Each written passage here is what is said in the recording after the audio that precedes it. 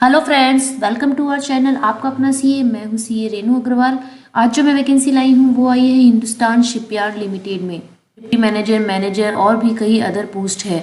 तो जानने के लिए हमारी वीडियो को लास्ट तक देखें। और आपने यदि अभी तक हमारा चैनल सब्सक्राइब नहीं किया है तो इसी तरह की लेटेस्ट जॉब नोटिफिकेशंस और latest updates regarding GST, income tax, ROC और भी कई टॉपिक्स पर अपडेट्स देखने के लिए हमारे चैनल को सब्सक्राइब कर लीजिए और बेल आइकन पे प्रेस कर लीजिए, जिससे मेरी वीडियोस का रेगुलर अपडेट आपको मिलता रहे।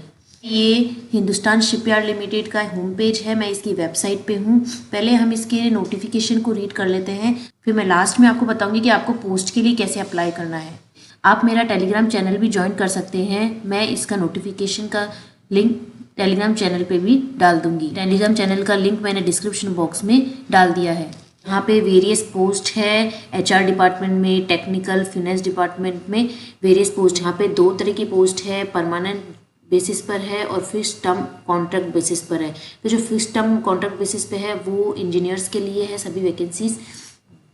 तो जो फर्स्ट पोस्ट है वो है डिप्टी जनरल मैनेजर की, E5 ग्रेड की ये पोस्ट है। पे स्केल को देखें तो यहाँ पे 80,000 से 2,20,000 रुपये का आपका पे स्केल रहेगा। यहाँ पे CTC जो है वह डिटेल में बताया, नीचे मैं डिस्कस करेंगे हम लास्ट में। मैक्सिमम एज लिमिट जो बताई गई है एज ऑन 20 जुलाई वो है 45 ईयर्स। और यहाँ पे नंबर ऑफ पोस्ट को देखें तो एक ही पोस्ट है, वो भी अनरिजर्व्ड के लिए है और ये फिनेंस डिपार्टमेंट में ये पोस्ट निकली है। क्वालिफिकेशन को देखें तो full time graduate in any discipline with not less than 50% marks. तो आपके पास कम से कम 50% मार्क्स होने चाहिए ग्रेजुएशन में। और एंड मतलब उसके साथ साथ आप qualified oblique pass the final examination of ICAI और ICWA with not less than 50%। मतलब आप क्वालिफाइड CA हो, क्वालिफाइड CWA हो, या आपने फाइनल तो क्लियर कर लिया लेकिन आपने मेंबरशिप नहीं ले रखी है ICA की या ICWA की, तो भी आप इस फॉर्म को फिल करने के लिए एलिजिबल हो। डिज़ायरेबल यहाँ पे MBA फिनेंस है। देन हम एक्सपीरियंस की बात करते हैं तो प्रोफेशनल जो एक्सपीरियंस है वो भी काउंट किया जाएगा एज ऑन 20 जुलाई तक। एक्सपीरियंस को देखें तो यहाँ पे minimum 15 year post qualification experience in dealing with accounts and financial management, audit, budgeting, taxation, preparation of financial statement और भी कई बताया है यहाँ पर। और ऐसी प्राइवेट कंपनी में आपका ये एक्सपीरियंस होना चाहिए जहाँ पर मिनिमम एनुअल टर्नओवर हो 100 करोड़ का। और उसके साथ साथ आपके पास नॉलेज होना चाहिए, एक्सपोजर होना चाहिए dealing with government, regulatory bodies, income tax, other taxation authorities, bank, financial institution, सभी में आपके पास इस जो यहाँ पे बताया गया है वो नॉलेज और एक्सपीरियंस होना चाहिए। और यहाँ पे जो एक्सपीरियंस नीड है उसमें से कम 3 साल का एक्सपीरियंस आपके पास, यहाँ पे जो ये ग्रेड बताई है इस ग्रेड पे आपके पास कम से कम 3 साल का एक्सपीरियंस होना चाहिए PSU या गवर्नमेंट में। यदि आपके पास प्राइवेट सेक्टर में आपके पास एक्सपीरियंस है तो ऐसी कंपनी में आपका एक्सपीरियंस होना चाहिए जहाँ पे मिनिमम एनुअल टर्नओवर 100 करोड़ का हो and drawing present CTC of 70 lakh और आपका प्रेजेंट CTC 17 लाख के अराउंड हो। और यहाँ पे डिज़ायरेबल स्किल्स को देखें तो यहाँ working knowledge in ERP like SAP, Oracle, तो आपके पास में SAP, Oracle जो सॉफ्टवेयर है उनकी वर्किंग नॉलेज होनी चाहिए। लेकिन पोस्ट हम देखते हैं मैनेजर की। यहाँ पे मैनेजर की पोस्ट E3 ग्रेड की है। पे स्केल को देखें तो 60,000 से 1,80,000 का यहाँ पे स्केल रहेगा। CTC अभी मैं लास्ट में डिस्कस करूँगी। मैक्सिमम एज लिमिट जो है वो एज ऑन 20 जुलाई यहाँ पे 40 ईयर्स है। और नंबर ऑफ पोस्ट यहाँ पे भी एक है जो कि अनरिजर्व्ड के लिए है फिनेंस डिपार्टमेंट में। क्वालिफिकेशन भी यहाँ पे सेम जो मैंने अभी डिप्टी मैनेजर की पोस्ट के लिए बताया था वही यहाँ पर भी सेम है कि आपके पास ग्रेजुएशन होना चाहिए विथ 50% मार्क्स और क्वालिफाइड या पास फाइनल आप एग्जामिनेशन में क्लियर हो ICAI के और ICWA के with not less than 50% marks. Minimum 50% marks तो आपके होने ही चाहिए। डिज़ायरेबल में यहाँ पे MBA फिनेंस यहाँ पे भी वही नीड है। एक्सपीरियंस को देखें तो minimum 9 year post qualification experience in public sector undertaking और in large and reputed private company with at least 4 to 5 year in contract management. तो 9 साल का एक्सपीरियंस होना चाहिए पब्लिक सेक्टर अंडरटेकिंग में या उससे लार्ज में और रेप्यूटेड प्राइवेट कंपनीज में जिनमें कम से कम 4 से 5 साल का आपके पास एक्सपीरियंस हो इन कॉन्ट्रैक्ट मैनेजमेंट में। और यहाँ पे भी बताया कि आपके पास गुड अंडरस्टैंडिंग होनी चाहिए टेंडरिंग प्रोसेस की, कॉन्ट्रैक्ट मैनेजमेंट की, टैक्सेशन की और भी कई चीज़ें बताई है, गवर्नमेंट रूल्स एंड रेगुलेशंस की।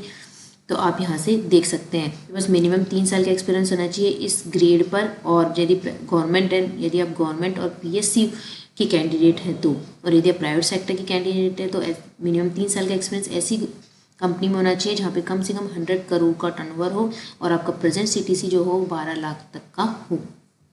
थर्ड जो पोस्ट निकली है वो डिप्टी मैनेजर E2 ग्रेड की है। हमने जो पहले बात की थी वो डिप्टी जनरल मैनेजर की थी E5 ग्रेड की, ये E2 ग्रेड की पोस्ट है। यहाँ पे पे स्केल 50,000 से 1,60,000 का है, और यहाँ CTC हम लास्ट में डिस्कस करेंगे। और मैक्सिमम जो एज लिमिट है एज ऑन 20 जुलाई वो है 35 ईयर्स। यहाँ पे भी नंबर ऑफ पोस्ट एक ही है, लेकिन यहाँ पर OBC कैटेगरी में ये पोस्ट है। और फिनेंस डिपार्टमेंट में निकली है। क्वालिफिकेशन यहाँ पे भी सेम है, आप देख सकते हैं।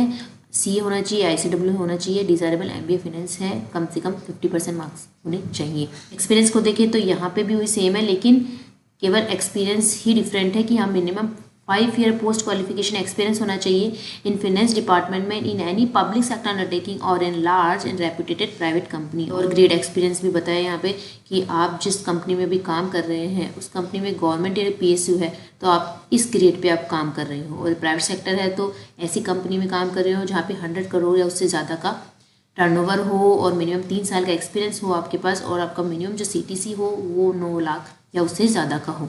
अब हम CTC की बात कर लेते हैं।